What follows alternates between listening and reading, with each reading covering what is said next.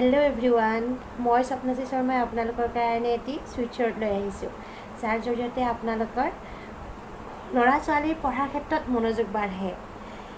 আপোনালোকৰ সদায় চিন্তা হৈ থাকে ল'ৰা ছোৱালীৰ পঢ়াৰ ক্ষেত্ৰত কেনেকৈ মনোযোগ বাঢ়িব, এইটো চিন্তাত সদায় পৰি থাকে। যাতে সেই চিন্তাটোৰ পৰা আপোনালোকে মুক্তি হ'ব পাৰে, মনোযোগ বাঢ়িবৰ কাৰণে সেই ছুইট শ্বৰ্টটো হৈছে 5 5 5 5 5 5 5, মানে 7টা 5 লাগিব। 7টা 5 বডিৰ লেফ্ট ছাইডত হাতৰ ৰিষ্টতো লিখিব পাৰে, নহ'লে বডিৰ যিকোনো পাৰ্টছত লিখি থ'ব পাৰে। বডিৰ যিকোনো ঠাইত আপুনি এতিয়াও লিখিব পাৰে, বা মানুহে নেদেখাটো লিখিব পাৰে। আপোনাৰ কথা, যিকোনো ঠাইত লিখিব পাৰে। ক'লা পেনৰ বাহিৰে যিকোনো পেনেৰে লিখিব পাৰে।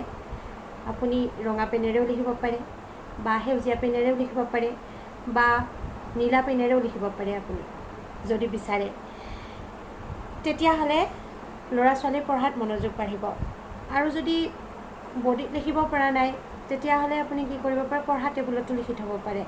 নহ'লে আপুনি পানী চাৰ্জ কৰিও দিব পাৰে। এটা বটল বা গ্লাছ ল'লে হোৱাইট কালাৰৰ, তাতে এখন কাগজেৰে সেই 7টা 5 মানে 5 7 5 মানে লিখি থ'ব পাৰিব। কাগজ এখনত লিখিলে আঠা মাৰি থৈ দিলে সেইখিনি পানী চাৰ্জ হৈ থাকিব, কণ্টিনিউ খাই থাকিব। তেনেকৈও কৰিব পাৰে।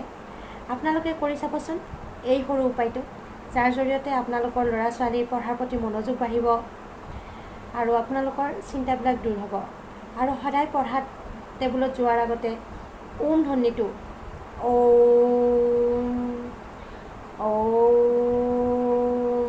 এনেকৈ উচ্চাৰণ কৰি 10 মিনিট বা 5 মিনিট সেইখিনি টাইম উচ্চাৰণ কৰি পঢ়াত বহিব দিব। পঢ়াত মনোযোগ বাঢ়িব।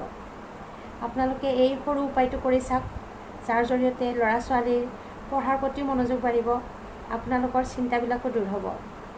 এনেকৈ সৰু সৰু ৰেমেডি পাবৰ কাৰণে আপুনি মোৰ চেনেলটো ছাবস্ক্ৰাইব কৰি দিব, লাইক কৰিব, শ্বেয়াৰ কৰিব।